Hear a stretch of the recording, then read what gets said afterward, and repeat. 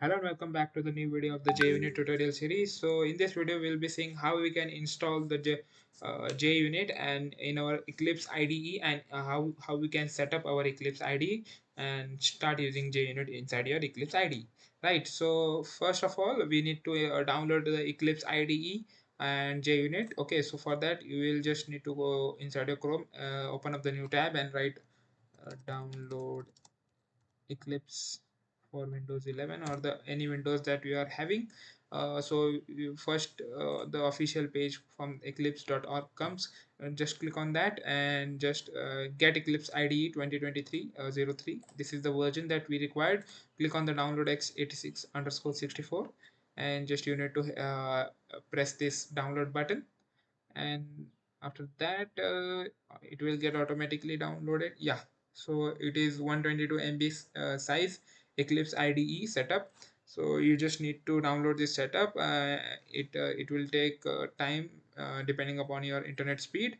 If it is good, then it should get downloaded pretty quick. Okay, so after downloading this setup, just let the setup be finished. Okay, by the time just if you are liking this series, do hit that like button and consider subscribing our channel as well, and put down your comment if you have any doubts. Okay, so my setup has been downloaded. Just click on that setup file. Okay, so wait for some minute, let the setup run. Okay, okay, the Eclipse installer by this company. Okay. Wait for a minute. Okay, so Eclipse installer is there. So we have a lot of options that Eclipse provides us. You can choose whatever environment that you are going to set up, but we are learning the JUnit. For that we just need to Eclipse IDE for the Java developer. So we will click on that one and just click on install, and your Eclipse IDE will get installed on your PC, right?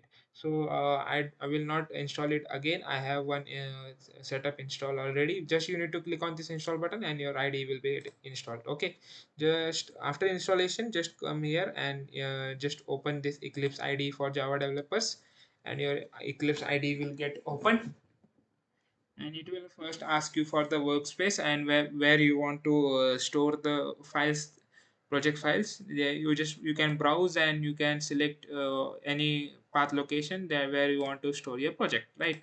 So I will keep it as default and I will click on the launch, and my Eclipse IDE is starting. Okay, wait for some minute, let it get load.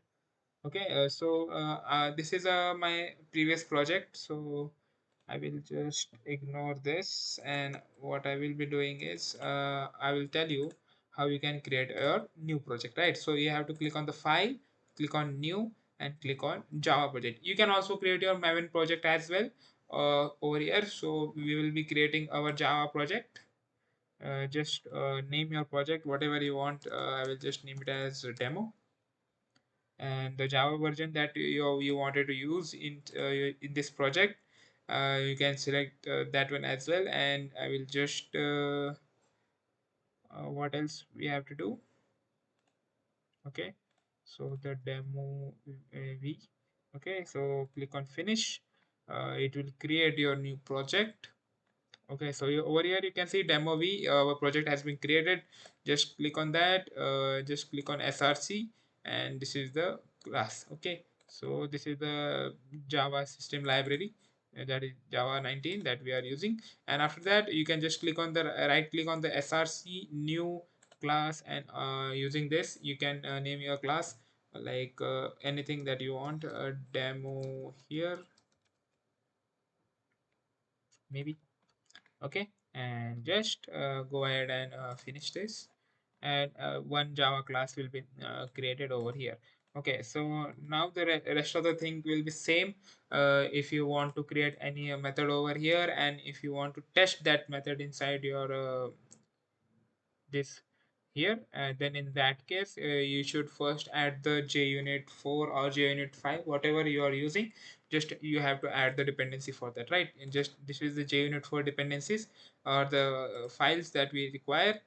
Just you need to copy that in your project, and after that you can start using your JUnit features and to write your test cases and test your code, right? So this is how you can install the Eclipse IDE and set up your Eclipse IDE for working with JUnit, right? So thank you for watching this video, and I will see you in the next one.